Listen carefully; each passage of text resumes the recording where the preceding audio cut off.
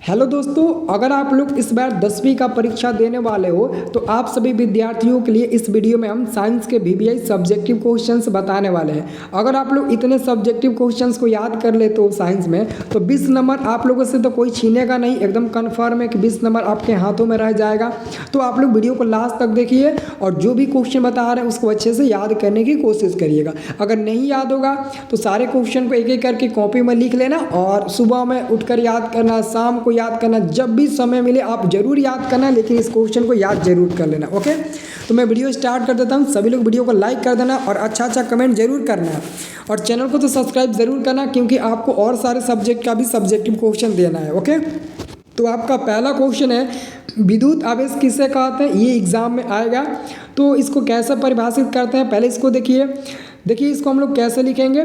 जब कोई भी पदार्थ अपने सामान्य व्यवहार से अलग व्यवहार प्रदर्शित करने लग जाता है, अर्थात उसके कारण विद्युत क्षेत्र और चुंबकीय क्षेत्र उत्पन्न होने लगते हैं, पदार्थ के इसी गुण को विद्युत आवेश कहते हैं। और विद्युत आवेश का एसआई मात्रा क्या होता है, तो कूलम्ब होता है। कूलम्ब को हम लोग कैपिटल सी से सूचित करते हैं। और विद्युत आवेश एक प्रकार का क्या है, तो अदिश राशि है, याद रखना। और हम लोग आवेश को हम लोग कैपिटल क्यू द्वारा सूचित करते हैं और कैपिटल क्यू बराबर क्या होता है, आई इंटू टी। तो यहाँ पर आपका क्यू क्या हो जाएगा, आपका क्यू हो जाएगा कूलम्ब यानी कि आवेश, आई हो जाएगा इलेक्ट्रिक करंट यानी कि एम्पियर, और टी आपका हो जाएगा टाइम यानी कि सेकेंड। ठीक है ना। तो ये आपके लिए बहुत इंपॉर्टेंट है, ये वाला लिखना, नीचे वाला ये वाला भाग आप लोग ज़रूर लिखिएगा। ठीक है ना, और इसको अच्छे से याद करिएगा। ओके, अब देखिए बाबू अगला क्वेश्चन। अगला आपका क्वेश्चन नहीं है बल्कि उसी में का है। आप लोग ये भी लिख सकते हो कि आवेश मुख्य रूप से दो प्रकार के होते हैं, एक होता है धन आवेश और दूसरा क्या होता है, दूसरा आपका ऋण आवेश होता है। तो ये भी आप उसके परिभाषा के नीचे लिख देना ताकि आपको और अच्छा नंबर मिले। ठीक है ना। अगला बाबू आपका क्वेश्चन है चुंबकीय क्षेत्र क्या है। तो चुंबकीय क्षेत्र दोस्तों मैंने आपको अभी लाइव क्लास में बताया था। ठीक है ना।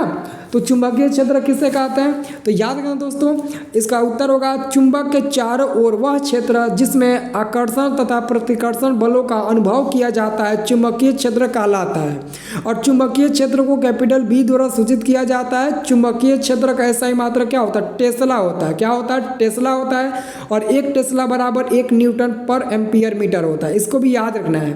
अब दोस्तों यहाँ पर आपको कुछ नया शब्द मिलेगा, आकर्षण और प्रतिकर्षण। तो आकर्षण क्या होता है, प्रतिकर्षण बल क्या होता है। आकर्षण बल दोस्तों दो पिंडों के बीच में लगता है। दो पिंडों का होगा, जैसे ए है और बी है, तो दो पिंडों के बीच में दोस्तों जो लगता है वो हमारा आकर्षण बल हुआ। ठीक है ना। और प्रतिकर्षण बल क्या हुआ, तो प्रतिकर्षण बल जहाँ लगता है जहाँ दो बॉडी आपस में टकराते हैं, जहाँ पर दो बॉडी यानी कि 2 पॉइंट आपस में टकराएंगे वहाँ पर आपको प्रतिकर्षण बल देखने को मिलेगा। ओके, अगला आपका बाबू क्वेश्चन है पोषण क्या है। पोषण क्या है, ठीक है ना। तो पोषण क्या है, तो वह प्रक्रिया जिसके द्वारा जीव भोजन ग्रहण करता है और इस भोजन को शरीर की सभी कोशिकाओं तक पहुंचाकर ऊर्जा उत्पन्न करता है। इस प्रक्रिया को क्या कहते हैं, पोषण कहते हैं। जैसे हरे पौधे आपके क्या हो जाएंगे, तो हरे पौधे आपके पोषण के उदाहरण हो जाएंगे।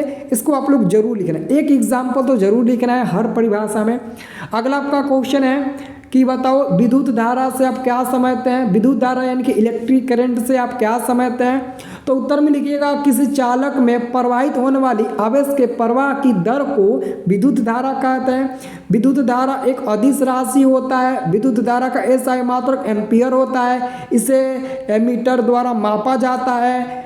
ये सब आपको लिखना है, ठीक है ना, ताकि आपको बहुत अच्छा नंबर मिलेगा। ठीक है ना। और फिर लिखना विद्युत धारा आई बराबर क्या होता है, Q अपन टी। तो यहाँ पर Q आपका कूलम्ब होगा, T आपका टाइम यानी कि सेकेंड होगा। तो 1 एम्पियर बराबर क्या हो जाएगा, 1 एम्पियर बराबर यहाँ पर क्या लिखेंगे, कभी कभी पूछता है कि 1 एम्पियर बराबर क्या होता है, तो आप लोग बता देना। आपका Q कूलम्ब होता है, तो कूलम्ब आपका Q हो जाएगा। Q यानी कि आवेश है, उसका सही मात्रक कूलम्ब होता है। और T यानी कि टाइम का सही मात्रक सेकंड होता है, तो 1 कूलम्ब पर सेकंड हो जाएगा। तो ये कब होगा, जब कहेगा 1 एम्पियर बराबर। जैसे आपके एग्जाम में आता है कि 1 वोल्ट बराबर होता है, तो 1 कूलम्ब पर जूल होता है, जूल पर कूलम्ब होता है ना, तो 1 वोल्ट बराबर जूल पर कूलम्ब होता है। तो 1 एम्पियर बराबर 1 कूलम्ब पर सेकेंड हो जाएगा। ओके, तो इसको याद रखना।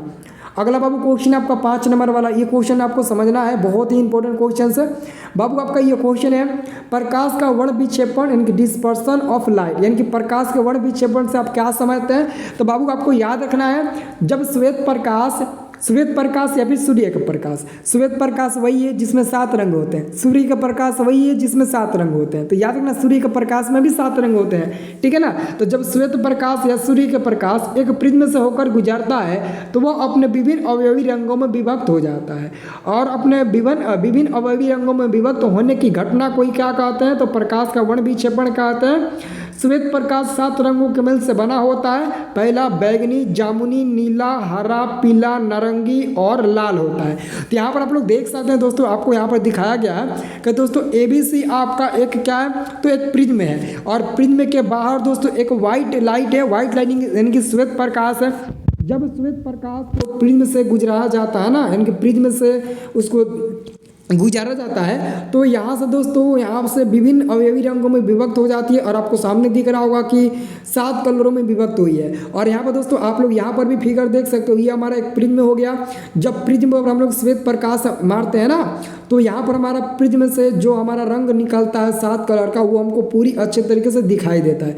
जब भी दोस्तों आपको इधर मतलब ना, जब भी आप प्रिज्म पर एक वाइट कलर मारिएगा ना, तो आपको आगे का नज़ारा कुछ अलग ही मिलेगा। वहाँ पर आपको 7 कलर दिखाई देगा, और वही 7 कलर जो आपके सूर्य के प्रकाश में 7 कलर होता है, यानी कि श्वेत प्रकाश में होता है। तो इधर दोस्तों आपको दिख रहा होगा कि केवल उजला ही लाइट है, यानी कि श्वेत ही प्रकाश है।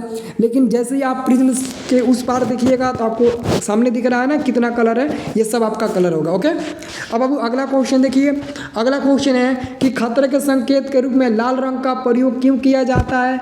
तो बाबू आपको उत्तर में क्या लिखना है, हम जानते हैं कि लाल रंग का तरंगदैर्घ्य अधिक होता है, इसलिए इसका प्रकीर्णन कम होता है। लाल रंग के प्रकीर्णन कम होने के कारण ही खतरे के संकेत के रूप में लाल रंग का प्रयोग किया जाता है। क्योंकि बाबू लाल रंग ना बहुत दूर भी स्थित रहे ना, तो आराम से वो लाल रंग हमको दिखाई दे देगा, क्योंकि उसका तरंगदैर्घ्य ज़्यादा होता है, और तरंगदैर्घ्य ज़्यादा होता है इसी कारण तो वो हमको आराम से दिख जाता है, ठीक है ना। याद रखना, आप समझ सकते हो कि खतरे के संकेत के रूप में लाल रंग ही क्यों प्रयोग किया जाता है। अभी एक एग्जाम्पल दूंगा तो आप लोग हंसने लगिएगा। जैसे दोस्तों लड़का और लड़की का जब शादी होता है तो वहाँ पर लड़की को लाल रंग का ही जोड़ा पहनाया जाता है, क्यों। अब इसके इशारे से आप लोग समझ ही गए होंगे, ठीक है ना। मैं आपके लिए बोल रहा हूँ, आपको समझाने के लिए। ओके, अगला क्वेश्चन है 7 नंबर, प्रकाश का प्रकीर्णन से आप क्या समझते हैं। तो याद करें दोस्तों, प्रकाश का प्रकीर्णन भी आप बता सकते हैं। जब सूर्य का प्रकाश वायुमंडल में प्रवेश करता है तो वायुमंडल में उपस्थित गैस के अणु एवं परमाणु इसे अवशोषित कर लेता है। इसी प्रक्रिया को प्रकाश का प्रकीर्णन कहते हैं। इसका मतलब आप लोग नहीं समझे, देखो मैं समझा देता हूँ, ठीक है ना। देखो, जब भी दोस्तों सूर्य का प्रकाश जब हमारे वायुमंडल में प्रवेश करता है ना, तो हमारे वायुमंडल में ना जो गैसें उपस्थित रहती है ना, उसके कुछ अणु और कुछ परमाणु होते हैं, वो क्या करते हैं ना, कुछ सूर्य के प्रकाश को एब्जॉर्ब कर लेते हैं। क्या कर लेते हैं, एब्जॉर्ब कर लेते हैं। जैसे नहीं होता है कि सुबह और शाम के समय में सूर्य लाल क्यों दिखाई देता है, इसका मेन रीजन ये होता है कि सुबह और शाम के समय में ना वायुमंडल में बहुत सारे धूल कण उपस्थित रहते हैं। वायुमंडल में बहुत सारे धूल कण उपस्थित रहते हैं, और धूल कण ज़्यादा उपस्थित रहते हैं। तो जब सूर्य का प्रकाश आता है ना, तो ज़्यादा मतलब सूर्य के प्रकाश ना ज़्यादा सूर्य के प्रकाश को वो धूल कण जो होते हैं, क्या होते हैं, परमाणु, अणु, ये जितना भी आपके कण होते हैं ना, ये सब प्रकाश को अपने में उड़ लेते हैं, और अपने में उसको एब्जॉर्ब कर लेते हैं, अवशोषित कर लेते हैं, और अवशोषित करके उसको वापस भेज देते हैं। इसी कारण ना हमको उस समय ना सूर्य लाल दिखाई देता है, ठीक है ना। आप लोग समझ गए होंगे, ठीक है। चलिए अगला क्वेश्चन आपका है 8 नंबर। ये क्वेश्चन है कि आयनिक यौगिकों का गलनांक उच्च क्यों होता है। तो आयनिक यौगिकों का गलनांक उच्च क्यों होता है, इसको कैसे परिभाषित करेंगे।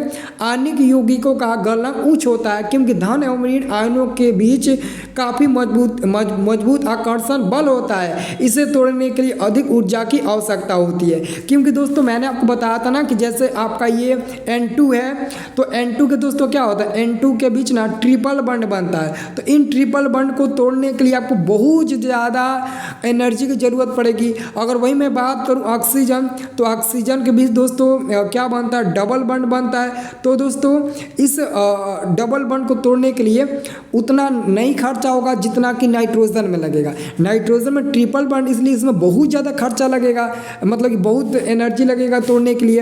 लेकिन ऑक्सीजन को तोड़ने के लिए उससे कम लगेगा। और इससे भी दोस्तों कम लगेगा H2 जब रहेगा ना, H2 जब रहेगा यानी कि HH के बीच तो सिंगल बॉन्ड बनता है ना, तो इसको तोड़ने के लिए बहुत ही कम एनर्जी की जरूरत पड़ती है, ठीक है ना, तो याद रखना। अगला आपका क्वेश्चन है 9 नंबर। ये क्वेश्चन है कि उदासीनीकरण अभिक्रिया क्या है। उदासीनीकरण अभिक्रिया क्या है, तो बाबू उदासीनीकरण अभिक्रिया बहुत ही सिंपल है। इसका परिभाषा आप लोग एक शब्द में दीजिएगा कि अम्ल एवं क्षार आपस में अभिक्रिया कर लवण एवं जल बनाते हैं और इसी अभिक्रिया को क्या कहते हैं, उदासीनीकरण अभिक्रिया कहते हैं। सिंपल सा परिभाषा है, आप हमेशा याद रखिएगा कि जब भी ये क्वेश्चन पूछेगा तो आप लोग सिंपल में यही जवाब दीजिएगा, जब अम्ल और क्षार आपस में अभिक्रिया करते हैं तो मुख्य रूप से लवण एवं जल ही बनाते हैं और इसी प्रक्रिया को उदासीनीकरण अभिक्रिया कहते हैं। दोस्तों याद रखना, जब भी अम्ल और क्षार आपस में अभिक्रिया करेगा तो लवण और जल ही बनाएगा, इसके अलावा अन्य कोई भी यौगिक नहीं बनाएगा। अगर दूसरा कोई यौगिक बनाता है तो वो पक्का अम्ल और क्षार नहीं होगा आपस में अभिक्रिया किया हुआ, ठीक है ना। तो यहाँ पर हमारा क्या होगा, ये हमारा हो गया क्षार हो गया CaOH होल ट्वाइस और H2SO4 हमारा अम्ल हो गया। जब इन दोनों को अभिक्रिया कराए हैं तो ये हमारा क्या मिला,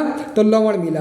क्या हो CaSO4 क्या, तो हमारा क्या हो गया, लवण हो गया और H2 हमारा जल हो गया, ठीक है ना। और दोस्तों और कुछ इंपॉर्टेंट क्वेश्चन है जिसको आप लोग को याद रखना है। अगर एग्जाम में पूछेगा कि मेढक में गुणसूत्रों की संख्या कितनी होती है तो आप लोग बता देना 26 होती है। कुत्ते में गुणसूत्रों की संख्या पूछेगा तो आप लोग 78 बता दीजिएगा। घोड़ा में गुणसूत्रों की संख्या पूछेगा तो आप लोग बता दीजिएगा 66। मनुष्य में पूछेगा तो आप लोग 46 बताइएगा, संख्या पूछेगा, ठीक है ना। और नर में XY होता है और मादा में XX होता है, ये सब आपको याद रखना है, ठीक है ना। तो दोस्तों मेरे को लगता है कि ये वीडियो आपको बहुत ज़्यादा पसंद आया होगा, तो मैं आपसे यही चाहता हूँ कि आप मेरे को बहुत ज़्यादा प्यार दीजिए, वीडियो में कमेंट करिए, अच्छा कमेंट करिए, सभी लोग एकदम बहुत अच्छा कमेंट करिएगा, ओके।